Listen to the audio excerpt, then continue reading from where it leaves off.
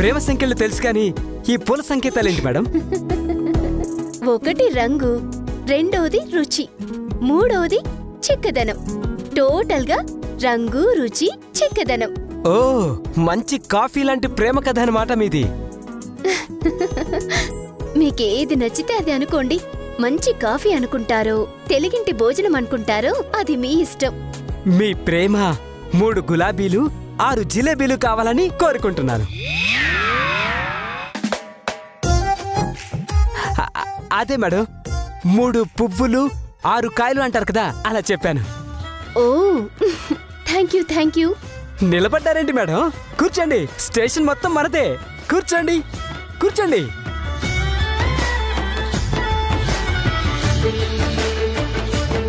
ఓ madam madam madam madam ఏంటి madam, కూర్చోమంటే direct గా SI post గా ఎసరు పెట్టారు.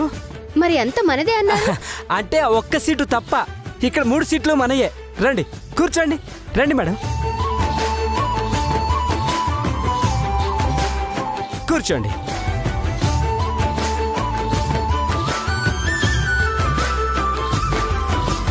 అయినా ఎందుకు ప్రతిదానికి భయపడతారు? ఏంటో ఇంత భయపడేవాళ్ళు మీరెలా పోలీస్ అయ్యారు? ఏంటో మేడం, ఒక్కోసారి మాకు అదే డౌట్ వస్తుంది. ఏమయ్యా, మీ ఎస్ఐ గారేది? వస్తున్నారని చెప్పారు, ఇంకా రావడం లేదేంటి? వస్తారు మేడం, ఫోన్ చేశారు కదా, ఖచ్చితంగా వస్తారు. మీరు కాసేపు వెయిట్ చేయండి, నేను ఇప్పుడే వస్తాను.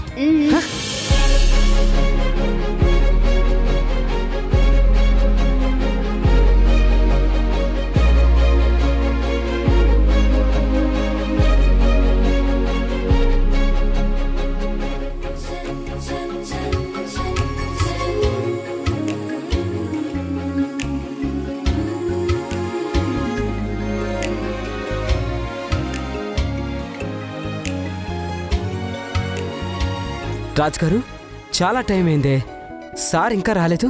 ఒకసారి కాల్ చేద్దామా? కాల్ చేసి ఏమని చెప్తారు? ప్రియాంక గారు మీకోసం 3 పూలు పట్టుకొని ఎదురు చూస్తున్నారని చెప్తారా? ఏమైంది అలా చెప్తే? ఏ నక్సలైట్ ఏరియాకు ట్రాన్స్ఫర్ చేయించేస్తారు, దరిద్రం వదిలిపోతుంది.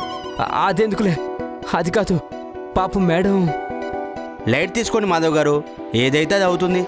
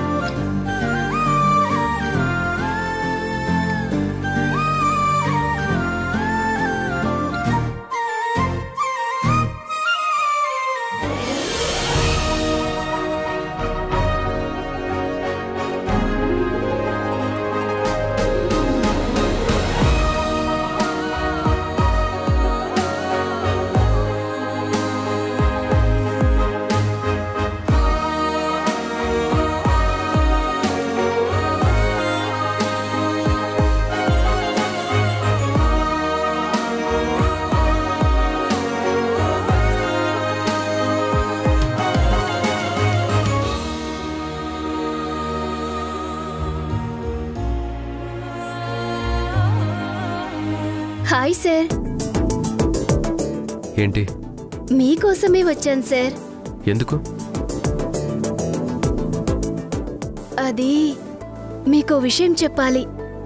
ఏంటి? ఇది ఎన్నాళ్ల నుంచో నా మనసులో దాచుకున్న విషయం సార్. అయితే మాటల్లో చెప్పలేరా? చెప్తాను సార్, చెప్తాను.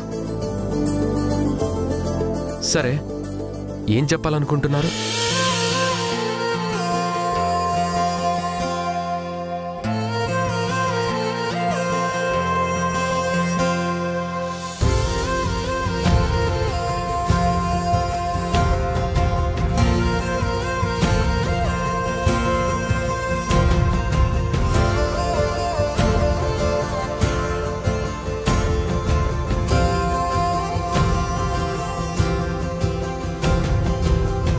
పగలే నా వైపుకి నడిచే కలవా, పడుతూ ఎగిరే అలవా, మనసే నిన్ను చూడని ఒకటే గొడవ కనులే ఇప్పుడే చదివా సార్, నేను మిమ్మల్ని మనసారా ప్రేమిస్తున్నాను. ఊపిరల్లే మారావే నేడే I love you Gautam sir. నమ్మి తీరాలే కలకాదే పెరుకే నేనున్నాలే ప్రాణం నీదే ఎవరెవరని వెతికినా కనులకి తను దొరికెనా మరిచాని కదేనినైనా నీ వలన తెలుసా తొలిసారిగా మనసే గెలిచా ఎప్పుడు ఎదుటే నిలిచా కోపం మరిచానుగా ఇది నీ మహిమ నిజమే నువ్వు నా సగమా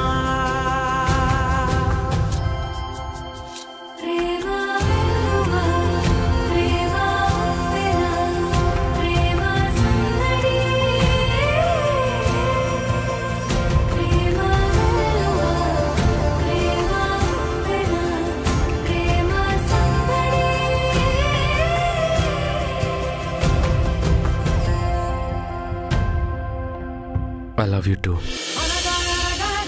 కనులే కలగనగా నిజమై మెరుపల్లే బాలేగా నా ఊపిరి నడక తన ఊపిరి జతగా కలగలిసి మొదలయ్యేనో జడిగా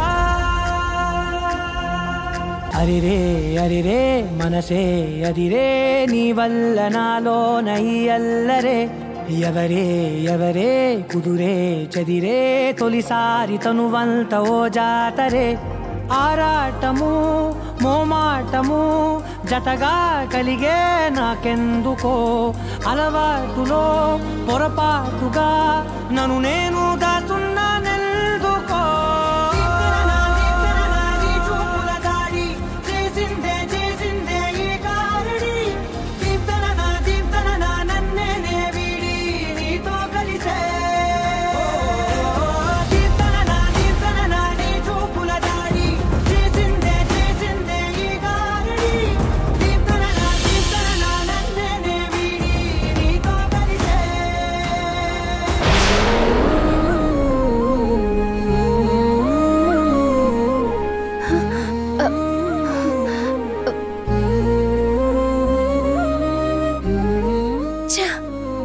ఇదంతా డ్రీమా?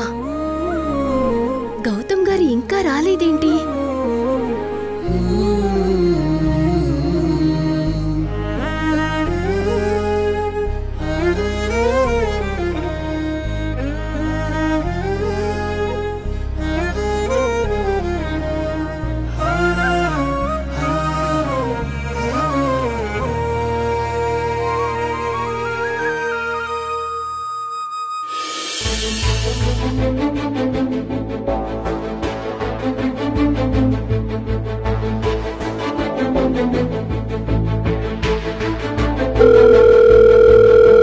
I'm sorry, but has not been set up yet. ఏంటి లిఫ్ట్ చేయడం లేదు? వాయిస్ మెసేజ్ చేద్దాం. చూసినప్పుడు గౌతమ్ సారే రిటర్న్ కాల్ చేస్తారు.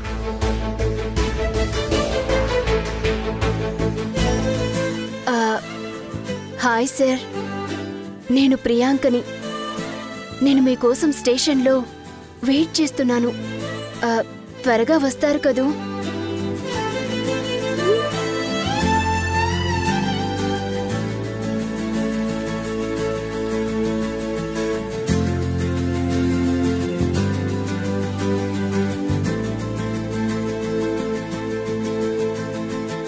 మేడం, సార్ రావడానికి లేట్ అయ్యేలా ఉంది కదా, ఈలోపు కనీసం కూల్ డ్రింక్ అయినా తాగండి. ఏం అక్కర్లేదు. అది కాదు మేడం, చాలా టైం అయింది కదా. పోనీ రేపొస్తారా? సార్ ఉంటారు. లేదండి, వెయిట్ చేస్తానులేండి.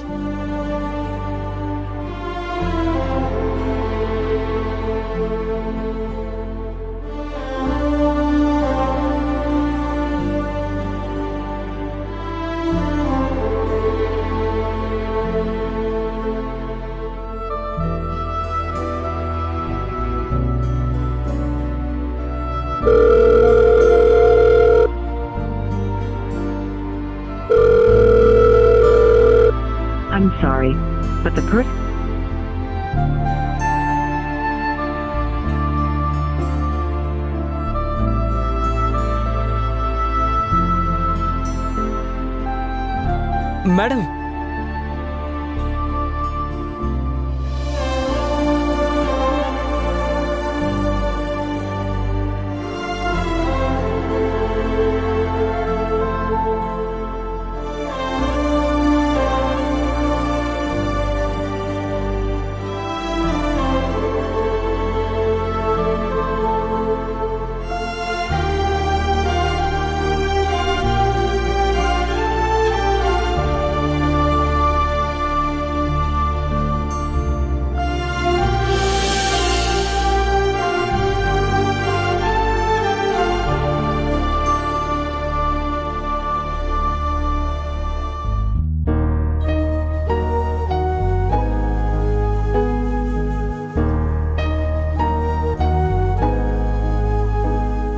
రాణి మీరు కలిసి వాడిని జైలుకి పంపించారని వాడు మీ మీద కక్ష పెంచుకున్నాడంట. రాణికి పెళ్ళైన తర్వాత పెళ్లి కొడుకుని చంపి రాణిని బాధ పెట్టాలనుకుంటున్నాడు సార్.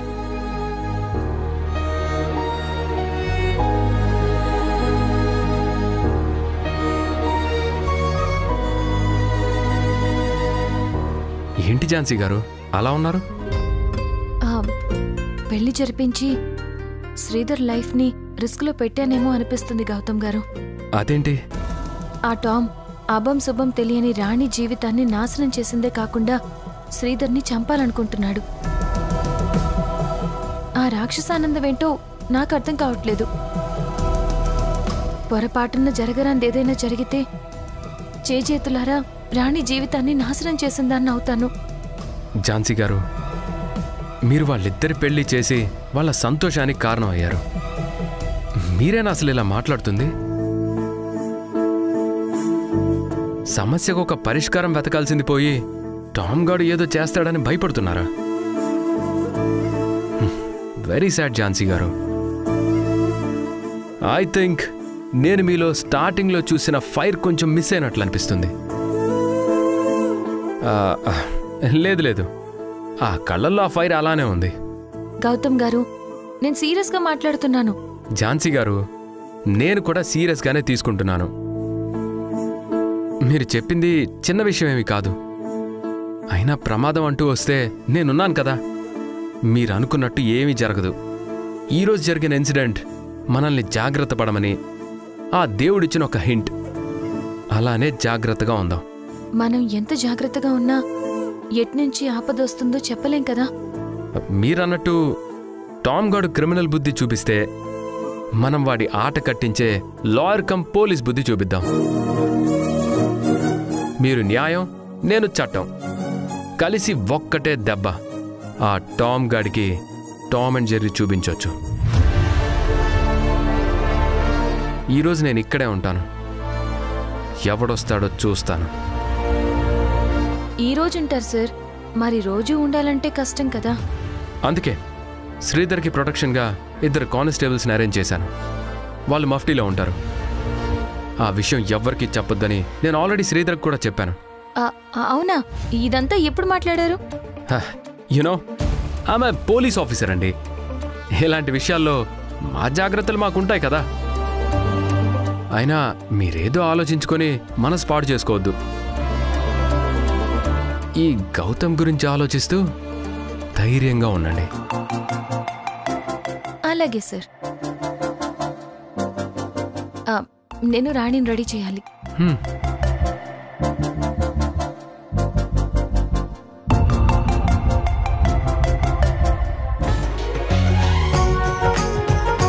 మన ప్రియాంక తలుచుకుంటే ఖచ్చితంగా సాధించి తీరుతుంది. అవును, తను అనుకున్నట్టుగానే ఆ అబ్బాయితో తన ప్రేమ విషయం చెప్పేసుంటుంది. అవును, నాకు కూడా గుడ్ న్యూస్ తో వస్తుందనిపిస్తుంది. అందుకే ఆలస్యం కాకుండా సిస్టర్ రాగానే సెలబ్రేషన్ మొదలు పెట్టాలని ఇవి తీసుకొచ్చాను. ఇంత లేట్ అయిందంటే ఖచ్చితంగా సిస్టర్ లవ్ సక్సెస్ చేసుకునే వస్తుంది. అదిగో వస్తుంది. నాన్న మీరు జరగండి. నువ్వు కూడా రెడీగా ఉండు. అమ్మా మీరు దాచేయండి.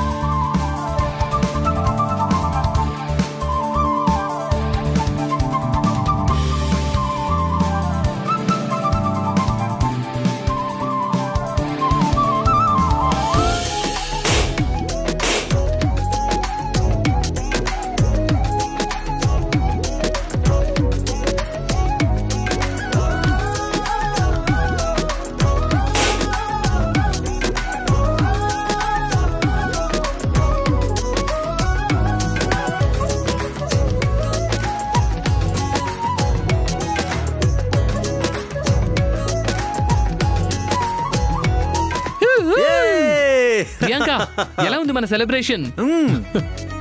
అమ్మా ప్రియాంక చెప్పేశావా? అబ్బాయి ఒప్పుకున్నాడా? చెప్పమ్మా.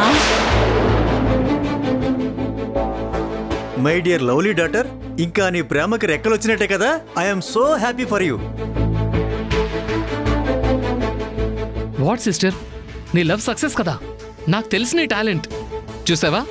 నీ లవ్ సక్సెస్ అవుతుందని తెలిసి సెలబ్రేషన్ ఎలా ప్లాన్ చేశాను.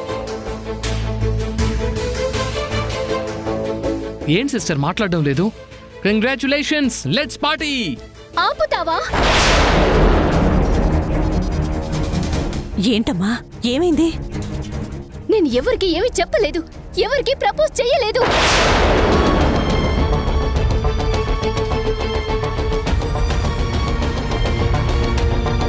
మరి చేతిలో రోజెస్ ఏమైపోయాయి? వాడిపోతే నేల మీద పడేసొచ్చాను. అసలు నేను అతన్ని కలవలేదు. వెయిట్ చేసి చేసి అలసిపోయాను.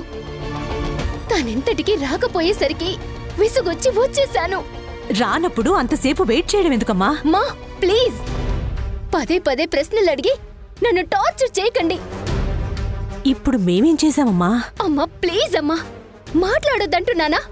నాకొచ్చే ఇరిటేషన్ కి ఫ్రస్ట్రేషన్ కి చచ్చిపోవాలనిపిస్తుంది. ఏంటమ్మా మాటలు? అమ్మా ప్లీజ్ అమ్మా, నన్ను వదిలేయండి అమ్మా. నన్ను కాసేపు ఒంటరిగా వదిలేయండి. Please leave me alone.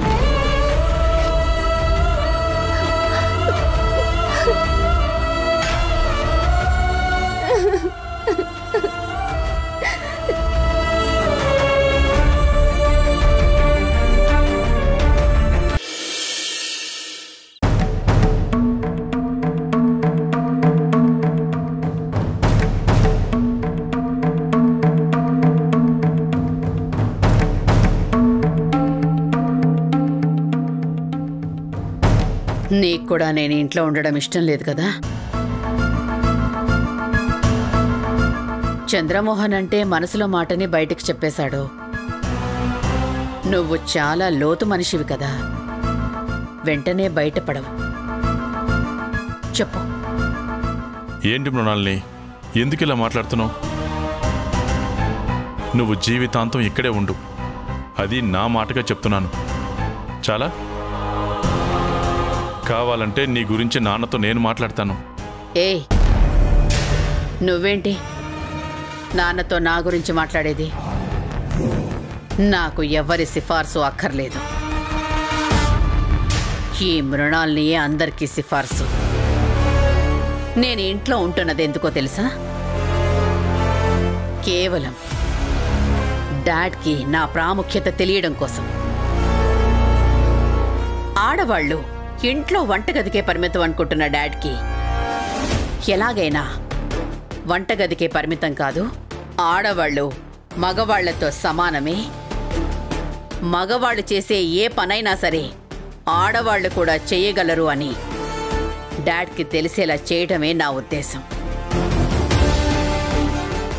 ముఖ్యంగా డాడ్కి నువ్వంటే చాలా ఇష్టం. అసలు చిన్నప్పుడు నన్ను కూడా చాలా గారాబంగా పెంచారు. స్టడీస్, ఎక్స్ట్రా కరిక్యులర్ యాక్టివిటీస్లోనూ ఎంకరేజ్ చేసేవారు. కానీ ఎప్పుడు నా చదువు అయిపోయిందో, నాకు పెళ్లి చేశారో అప్పుడు డిస్క్రిమినేషన్ నాన్న స్టార్ట్ చేశారు. అప్పుడు నాకు అర్థమైంది, నాన్న ఆడవాళ్లని మగవాళ్లతో సమానంగా చూడ్డం లేదని. అప్పుడే డెసిషన్ తీసుకున్నాను. నిజంగా అందరు ఆడవాళ్ళని పక్కన పెట్టినా పర్వాలేదు, కానీ అంతవరకు నన్ను ప్రేమగా అల్లారు ముద్దుగా చూసుకున్న నాన్న ఎప్పుడైతే నాకు పెళ్ళయిందో తన బాధ్యత తీరిపోయిందని నన్ను దూరం పెట్టాలనుకున్నారు. ప్రతి విషయంలో నిన్ను ఎంతగానో ఎంకరేజ్ చేశారు. నన్ను అసలు బిజినెస్లో దగ్గర కూడా రానివ్వలేదు. అది కాదు మృణాల్ని, నాన్నెందుకు ఆడవాళ్ళని ఇంటికే పరిమితం అవ్వాలంటున్నారో నీకు తెలీదు. నాకు తెలుసు.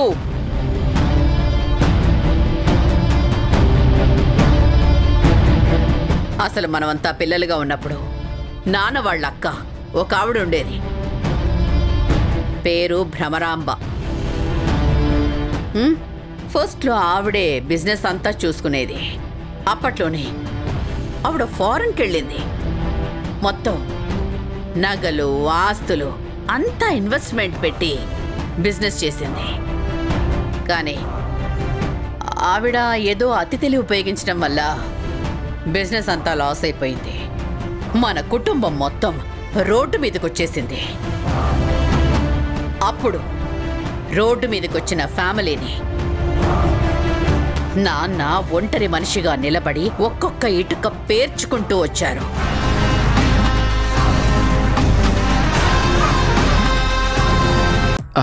అవును ఝాన్సీ గారు, మార్నింగ్ మీరు నాకేదో విషయం చెప్తానన్నారు కదా, ఇప్పుడు గుర్తొచ్చింది. చెప్పండి. రండి కూర్చోండి. కూర్చోండి, చెప్పండి. ఏం చెప్పాలనుకున్నారు? మీ మనసులో ఉన్న మాట ఏంటి? ఝాన్సీ గారు చెప్తారా లేదా? చెప్తాను.